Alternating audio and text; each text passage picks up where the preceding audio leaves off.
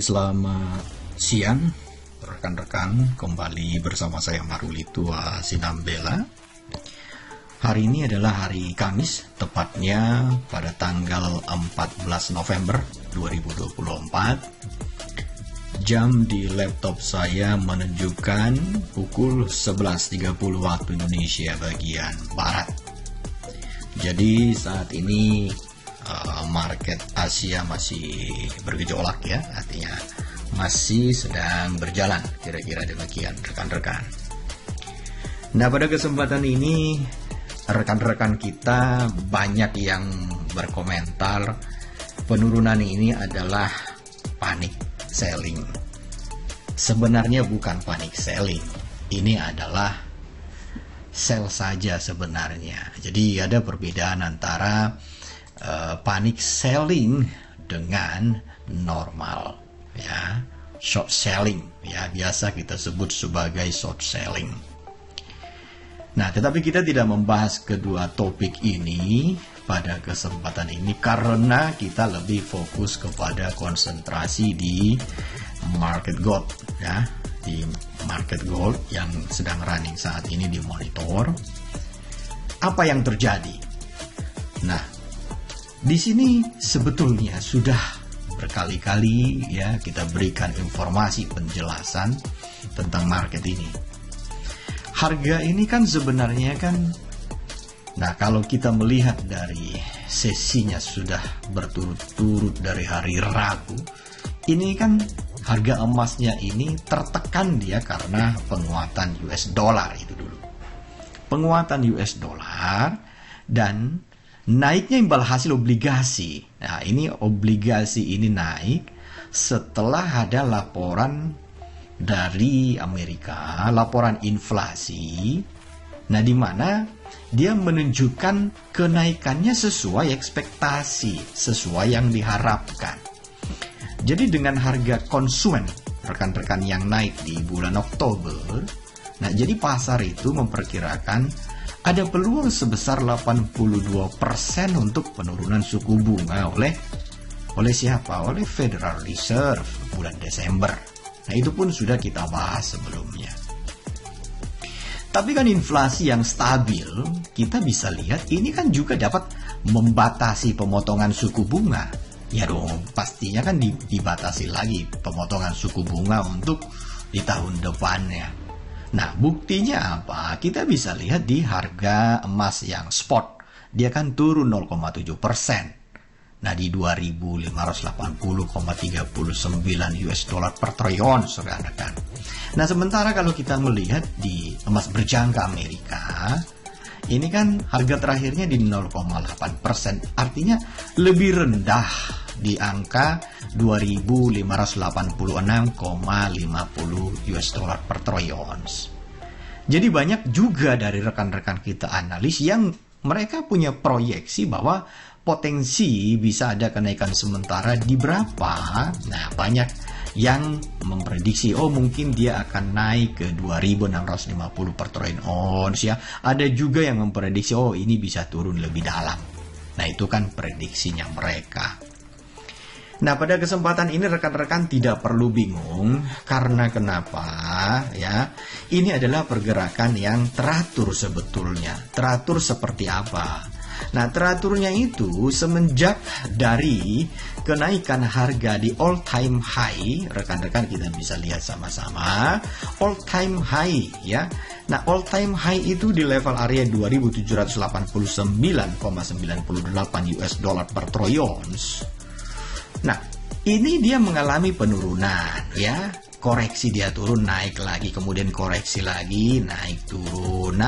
Nah kemudian banyak orang yang mengatakan, jangan-jangan 6 November itu panic selling. Sebetulnya bukan. Nah, di sini kan kita bisa lihat setelah Presiden Donald Trump terpilih menjadi Presiden Amerika, artinya terjadinya penguatan US dollar. Itu poinnya. Jadi bukan karena panic sell ya.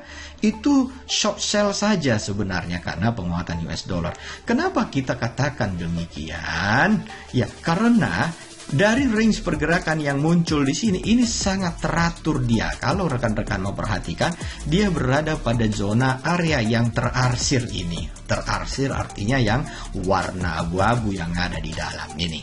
Jadi sangat teratur. Nah, di sini rekan-rekan, saya bukan mempromosikan tools yang ada yang saya pergunakan, tetapi di sini adalah ada tools yang memberikan informasi kepada kita sebagai traders, yang artinya adalah harga running saat ini kan berada di bawah level pivot. Artinya gimana? Artinya adalah jika kita berposisi sebagai seorang buyer, kita lebih baik menunggu. Nah, ini seperti ini.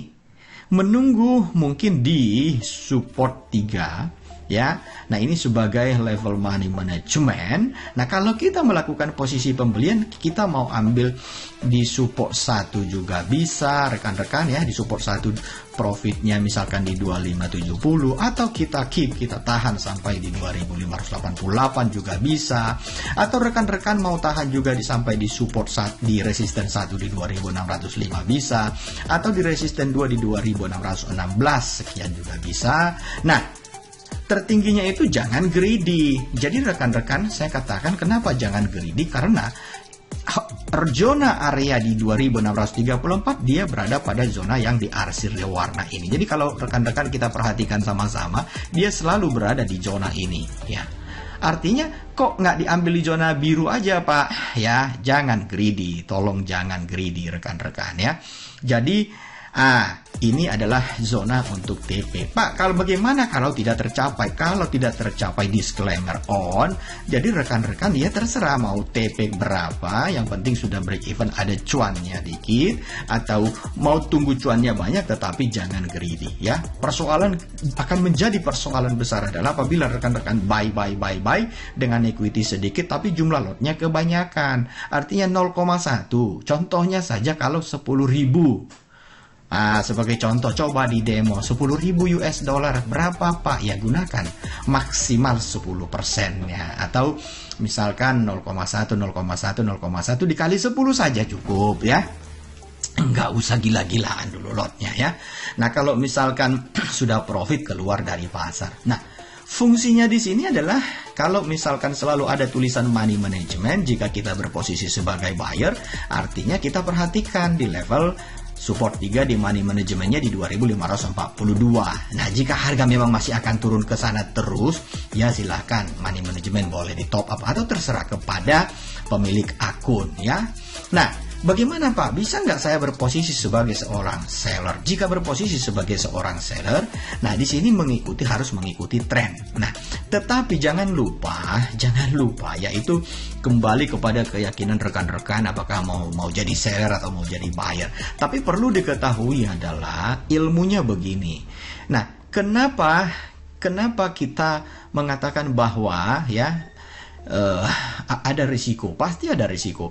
Kalau kita memperhitungkan ini sudah dari beberapa hari ya, semenjak dari all time high terjadi pergerakan harga di sini kan, ini daily, ini grafik daily. Nah, kita lihat mulai pada tanggal ya 8 bulan 11, kemudian tanggal 8 ya rekan-rekan, sampai tanggal 11 bulan 11, 12, 13, 14, 1, 2, 3, 4, sudah 5 hari berturut-turut pasar itu mengalami penurunan. Nah, coba kita bayangkan sama-sama, jika sudah 5 hari berturut-turut pasar itu mengalami penurunan, mungkinkah masih ada seller yang akan masuk? Nah, ini kita berbicara tentang fakta yang pernah ada. Kita pernah lihat juga bahwa terjadi juga penurunan, artinya short sell di tanggal 25 September, 26, 27, 28, 29, 30, tanggal 2 Oktober ya. Nah, di sini dia mengalami sideways. Nah, yang banyak orang menduga adalah ketika nanti masuk sebagai seorang seller, artinya 1, 2, 3, 4, 5. Kalau ini 6 habis itu dia kecil-kecil. Nah, perbandingannya dengan yang sekarang ini adalah dia lebih besar-besar, rekan-rekan ya. Kira-kira demikian. Nah, ada indikasi nanti bisa saja dia berbalik lebih tinggi lagi atau menembus all time high. Nah, secara fakta juga kita bisa melihat di sini bahwa 1, 2, 3, 4 kali berturut-turut pada hari kelimanya, kemudian dia membentuk ini kalau teman-teman perhatikan ya. Nah, mirip dengan dragonfly ya. Kemudian harga naik dan juga di sebelum-sebelumnya. Nah, ini adalah history. Ini history 1, 2, 3, 4, 5, 6. 6 kali berturut-turut rekan-rekan. Nah, naik dia kembali. Nah, rekan-rekan juga bisa mempelajari histori sebelumnya. Tetapi histori ini bukan merupakan patokan bahwa harga akan naik. Hati-hati di sana. Karena pergerakan harga itu terjadi karena adanya buyer dan seller. Buyer dan seller, kadang seller mendominasi pasar, terjadinya short sell yang cukup banyak dengan volume yang banyak, disebabkan karena fundamental juga. Nah, jadi rekan-rekan, berdasarkan fakta pada grafik yang ada, RSI sekarang berada pada level 20% di hourly-nya. Ya, jadi dengan menggunakan tools yang ada ini, rekan-rekan, kita bisa membaca dengan sangat jelas tren yang sedang terjadi di pasar. Nah, ini adalah trennya yang sedang terjadi di pasar. Oke, jadi rekan-rekan mudah-mudahan bermanfaat. Disclaimer on, saya tidak menjamin pasti profit ya, karena dan ini bukan rekomendasi untuk buy dan sell kepada rekan-rekan. Disclaimer on, saya tidak bertanggung jawab untuk kerugian risiko yang terjadi secara material, spiritual dan lain-lain ya. Nah, ini hanya bersifat inspirasi. Ya, mudah-mudahan ini bisa memberikan inspirasi kepada rekan-rekan yang sedang trading saat ini ya. Semoga bermanfaat. Rekan-rekan, kita support terus rekan-rekan kita yang baru-baru belajar. Jadi jangan lupa subscribe ya. Share kepada rekan-rekan kita agar mereka juga bisa belajar yang ada di seluruh pelosok Nusantara. Artinya adalah tujuan daripada edukasi ini adalah mencerdaskan kehidupan bangsa. Nah, rekan-rekan hampir terlupakan bahwa hari ini adalah hari atau momen penting juga bagi kita. Kenapa menjadi momen penting? Ya, karena nanti malam itu ya ada data yang kita tunggu-tunggu, yaitu pada pukul 20.30 waktu Indonesia bagian Barat. Di situ ada klaim pengangguran. Nah, hati-hati rekan-rekan ya. Data yang akan dirilis dari klaim pengangguran. Nah, itu jam 8:30 itu akan bergejolak juga nanti pasar. Jadi rekan-rekan tetap berhati-hati, perhatikan equity-nya. Karena bila mana nanti data ternyata klaim penganggurannya sedikit, ya toh, maka itu juga akan membuat dolar strong. Tapi jika itu jelek, maka akan membuat US dollar lemah dan bisa berpotensi membuat harga emas naik. Tapi tetap jangan greedy rekan-rekan, karena perhatikan di level resisten 3 ya, di 2634 ya. Di level itu agar menjadi konsentrasi bagi kita. Saya Maruli Tua Sinambela. Semoga informasi ini bermanfaat. Sekali lagi disclaimer on, jangan lupa subscribe, share kepada rekan-rekan kita. Happy trading, semoga cuan, cuan, cuan, dan cuan setiap hari.